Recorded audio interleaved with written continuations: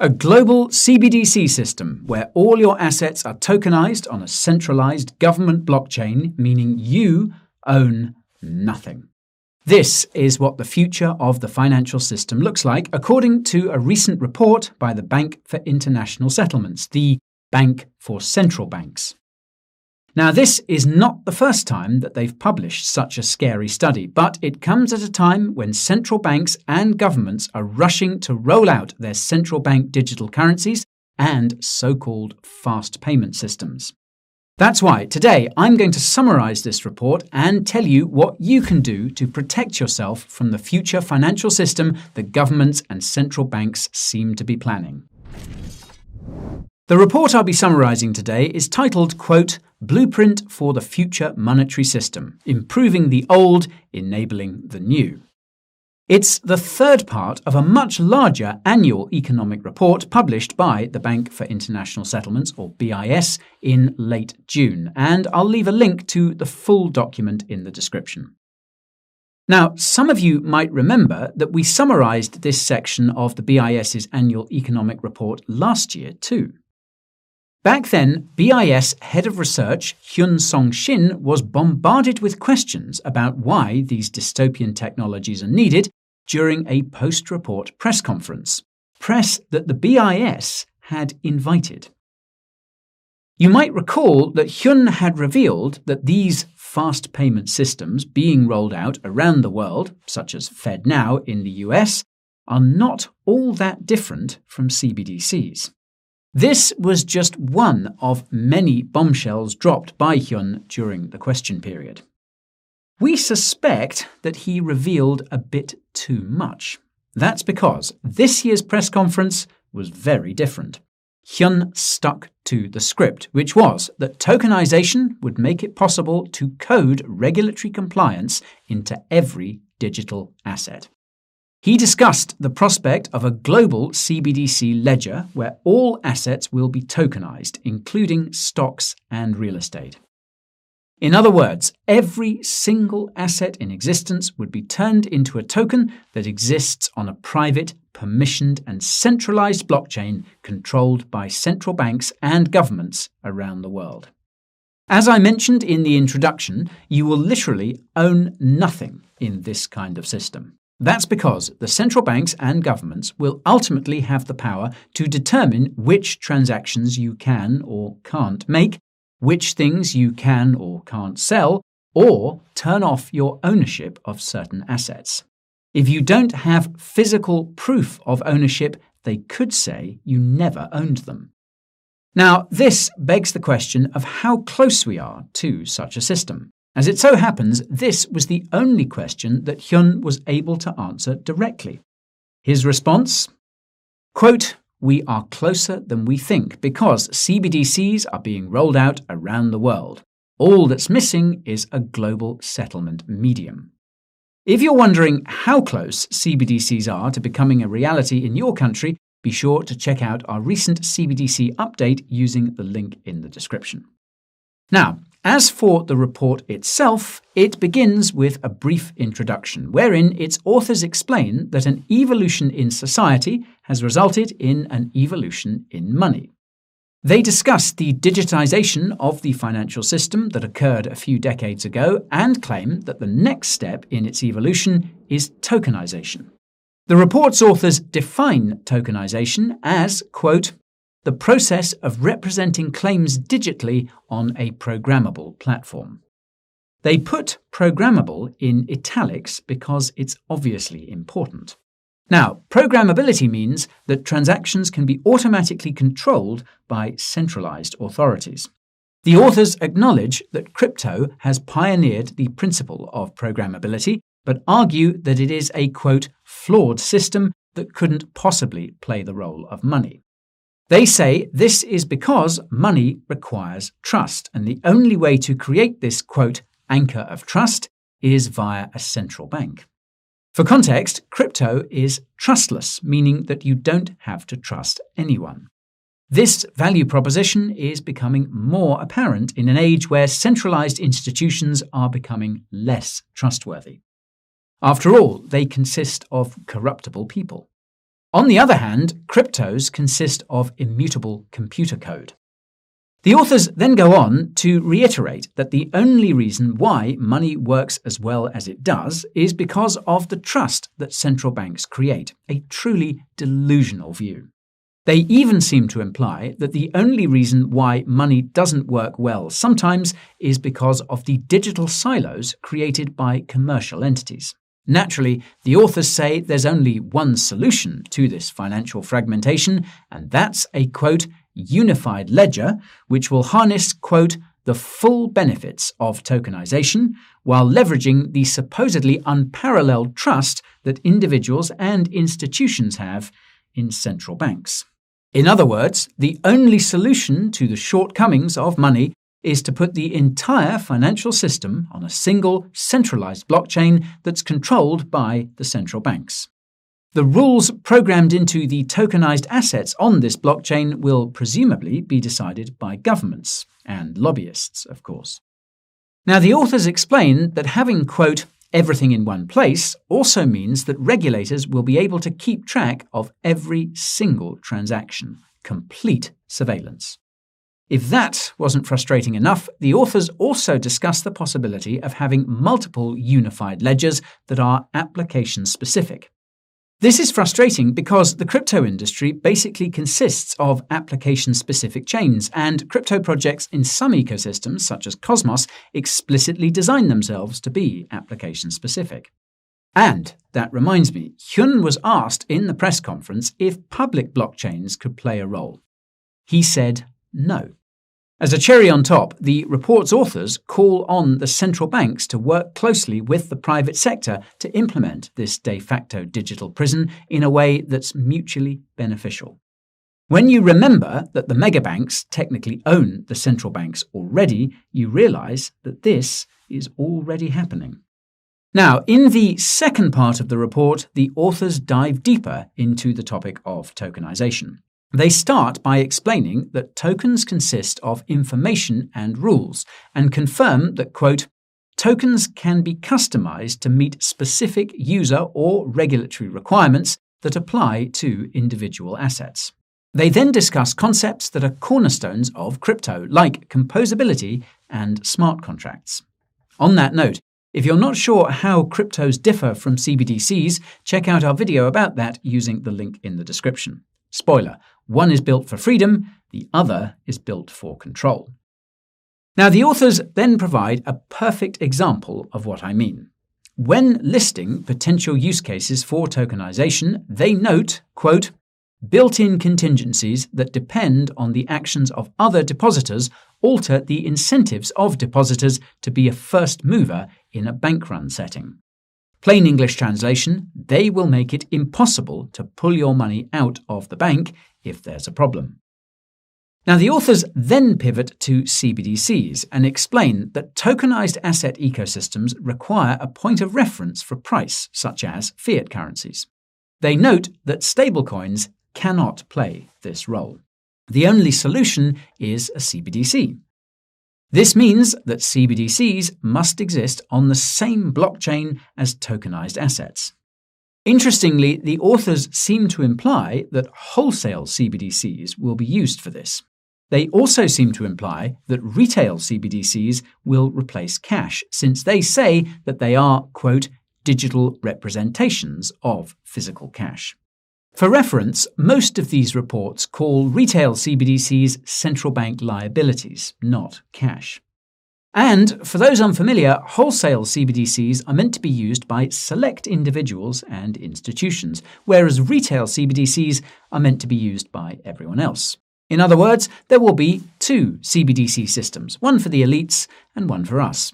Odd that they would choose such a system for themselves. Anyways, if that wasn't crazy enough, the authors seem to imply that central banks should be given the power to convert every other form of digital money into a CBDC to, quote, support singleness. This is additional confirmation that central banks will control your assets in this kind of system. As expected, the authors note stablecoins as one form of alternative digital money. What's not expected, however, is that they include bank deposits as another alternative digital money.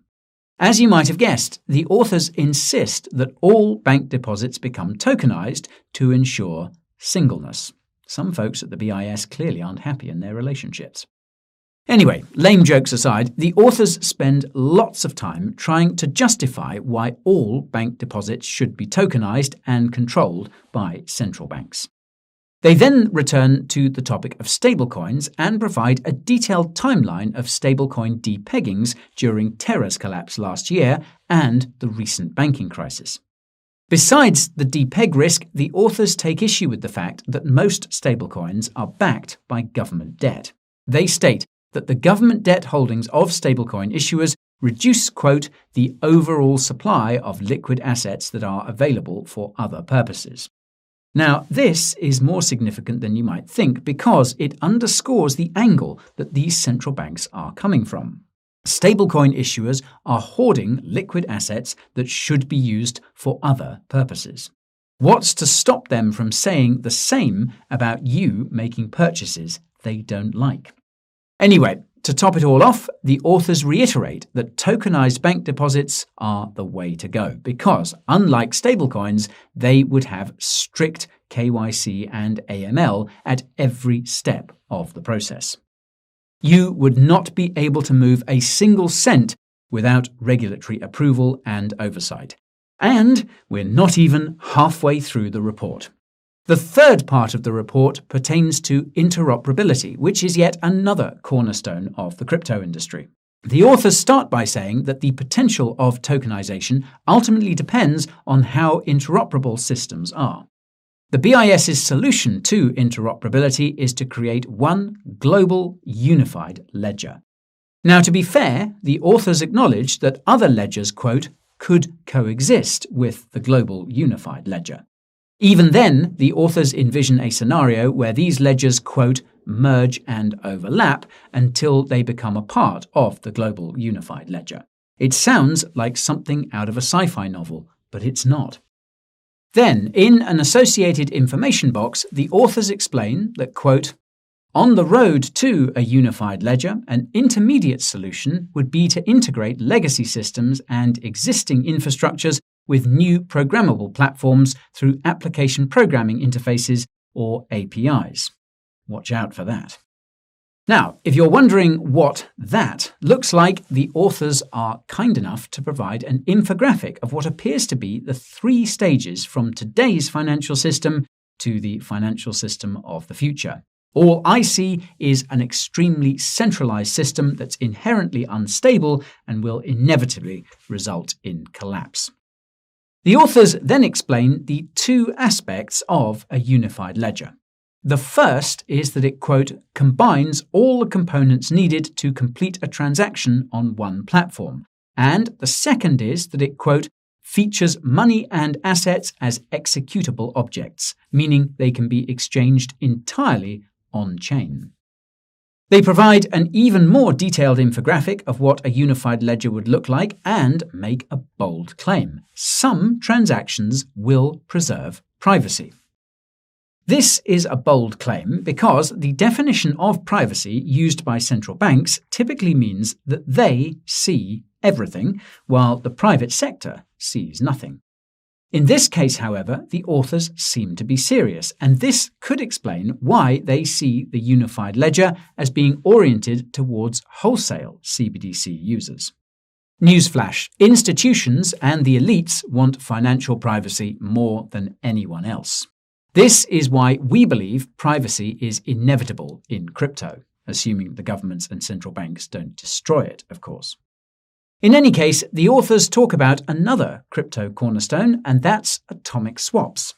In the context of a global unified ledger, this means swapping wholesale CBDCs for other assets.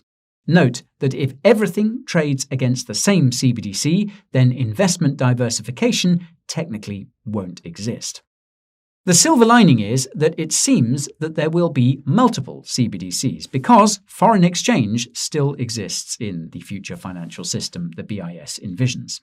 The only difference is that all foreign currencies are digitized as CBDCs, and they all trade on the same global ledger. What could possibly go wrong? The authors then return to the topic of stopping bank runs and reveal that this would be done with smart contracts on a global unified ledger. They also claim that this same global unified ledger could be used for supply chain solutions and a whole slew of other use cases. So, not only will the global unified ledger do everything, but it'll store all the world's data too.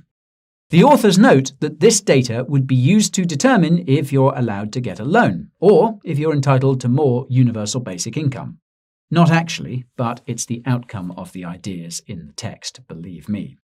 And, last but not least, this data could be used to ensure unparalleled compliance with KYC and AML at every turn. Now, to ensure these and other use cases, the data on the global unified ledger will be shared with the appropriate institutions, likely central banks, governments, regulators, and a few undocumented entities. And did I mention that the global unified ledger can be used in so-called green finance? You will be able to keep track of how much carbon is being reduced because of your investments. Say, maybe the carbon credits you're allocated will be tracked, including how you're spending this carbon allocation. You can learn more about the upcoming individual carbon credit scores using the link in the description. Anywho, the fourth part of the report is about the, quote, guiding principles of the global unified ledger. The authors start by saying that everything should be integrated with the global unified ledger so that the central banks can ensure singleness. Seriously, they say any application should integrate. Regarding scope, meanwhile, the authors reiterate that other ledgers may coexist with the global one, but should eventually become a part of the financial hive mind. They note that the global unified ledger must abide by the principles for financial market infrastructures laid out by the BIS in a different report. Now, this other report is almost 200 pages long, and unfortunately, we didn't have time to go through it in its entirety. Fortunately, though, the key takeaways are clear. It essentially consists of 24 principles which all types of financial market infrastructure should abide by. For once, nothing stuck out as concerning or dystopian. Makes a nice change.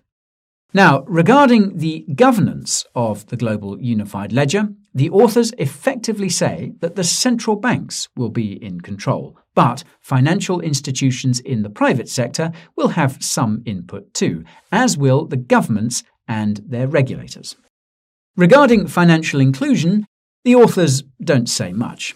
They just say that the entire financial system will eventually exist on this global unified ledger, which logically means that everyone will be a part of it, whether they like it or not.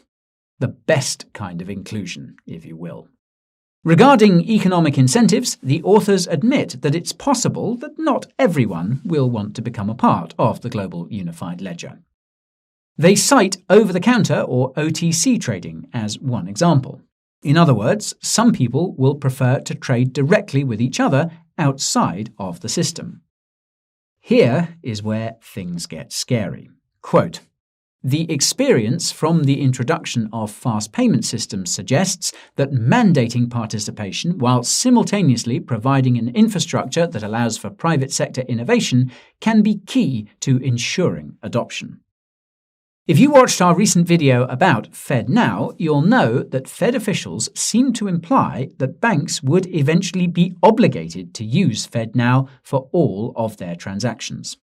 This quote from the BIS confirms that this is what the Fed officials are implying. We will force everyone into our CBDC system. Regarding privacy, the authors likewise admit that privacy concerns could be a hurdle to adoption, particularly to institutions, hence why privacy should be preserved. The authors claim that only commercial banks and users will see the sensitive information related to transactions. I doubt it. To be fair, the authors do provide a table of potential privacy solutions. The problem is that their explanation of these solutions is subpar, suggesting that they just Googled privacy solutions and copy and pasted the information into the report. It would honestly not surprise me in the slightest. For what it's worth, though, the authors discuss the possibility of allowing users to verifiably delete their data from the global unified ledger after some period of time, which is what some existing regulations allow. Again, I'm skeptical as to how available this option will really be, and if it will be for retail or only for institutions. Meanwhile, regarding cybersecurity, the authors admit that a cyber attack on or exploit of the global unified ledger would be absolutely devastating. They even admit that the larger and more centralized a system is, the more vulnerable it becomes to cyber attacks and exploits. That's why the authors pinky promise that the global unified ledger will have the highest level of cybersecurity so that it's impervious to the global cyber attack the World Economic Forum keeps warning about. No, that's not what they said, but yes, the WEF has been warning about a global cyber attack. More about that in the description. Anyhow, the authors conclude by tacitly admitting that the reason why the central banks want everything to happen on their global unified ledger is because they're terrified of new financial technologies that seek to replace them. FYI, this is what cryptocurrency is supposed to do. Speaking of which, the authors go out of their way to slam the shortcomings of the crypto industry and claim that only central banks can ensure the singleness of money. They say that the only thing standing in the way of their utopian vision is those pesky, quote, needs and constraints of sovereign countries. And finally, the authors state that, quote, this journey requires a shift in emphasis from individual experimentation to joint innovation. Public-private collaboration is essential to develop technological solutions, establish common platforms, and ensure proper oversight and supervision. Translation: please stop experimenting with financial technologies and work with us because we don't want to be replaced. So, it's fair to say that we want no part in the dystopian financial system the BIS and its constituents want to create. So, how can you protect yourself and your assets from the dystopian financial system that the BIS is shamelessly trying to roll out? Well, the honest answer is that you may not have to protect yourself at all because they may not succeed in creating a global unified ledger. Recent history has shown that trying to force the global population to comply with something doesn't work so well. That's because when you force something that you claim is good, it kind of becomes clear that it's not. Even so, this doesn't mean that the BIS won't try, and it's possible that they will succeed. That's because the precursors to this global unified ledger are already being voluntarily adopted around the world.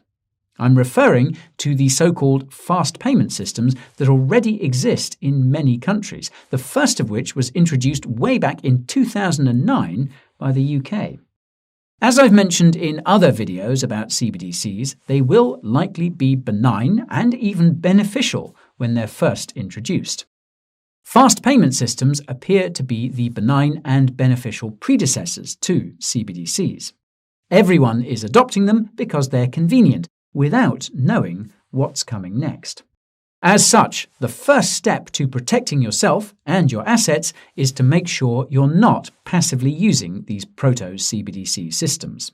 Now, this is much easier said than done, as it requires a lot of research and due diligence, but it's something that you should allocate time for if you're serious about avoiding CBDCs. The second step is to ask yourself which assets offer the best hedges against global unified ledgers and the like. Cryptocurrencies and precious metals are two possibilities, but even then you need to be doing your research. That's because not all coins and tokens are created equal, nor are gold and silver bullion. The third step ties into the first two, and that's to keep informed about digital currency developments in your country or region. The number one thing to look out for is timelines. When will the fast payment system or CBDC be coming online? This will help with your hedging strategy regardless of your goal. Realistically, if the BIS does succeed in rolling out a global unified ledger or some similar system, it's going to be very hard to escape it. Unless you plan on living in the woods, you're going to have to partake to some extent. And even if you do plan on living in the woods, you're probably not going to do it alone. That's why the fourth and most critical step is to keep others informed. If enough of us are aware of what's coming and enough of us hedge ourselves properly, there could be enough assets outside of the system for a parallel system to function. Without this parallel system, resistance will be impossible. Now, some would say that this parallel system exists already with cryptocurrency, but crypto is still far from being ready for mass adoption. The good news is that crypto has and will continue to develop faster than CBDCs. The bad news is that some cryptos aren't far off from CBDCs, so this development helps the BIS.